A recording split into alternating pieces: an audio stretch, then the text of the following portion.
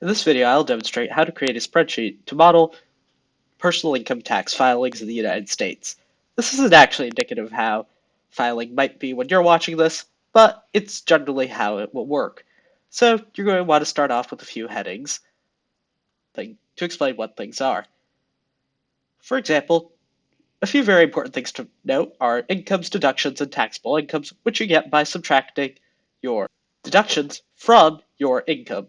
Next are a few other important formulas, but these are quite complicated and hard to explain in detail. So pause the video as I mouse over each and every one of the formulas for the different columns and copy those down. This is one of the most complicated spreadsheets that I've had to make for this project, so it's best to look it over carefully, and I'll link it in the description in case you have some trouble following from the video.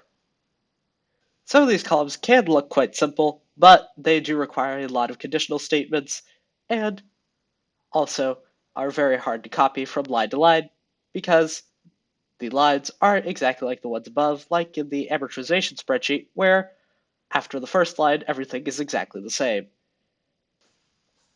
As you copy down the formulas into your own spreadsheet, make sure that they are exactly as they are in the video or in the copy linked in this description. That is very important as some of the details can be off if even one character is missing or misplaced.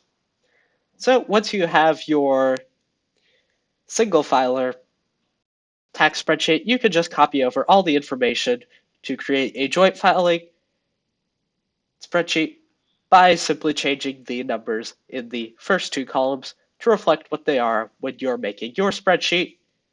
But just remember to carefully look over all the formulas to make sure that they were copied over correctly, as some things can be finicky in Excel.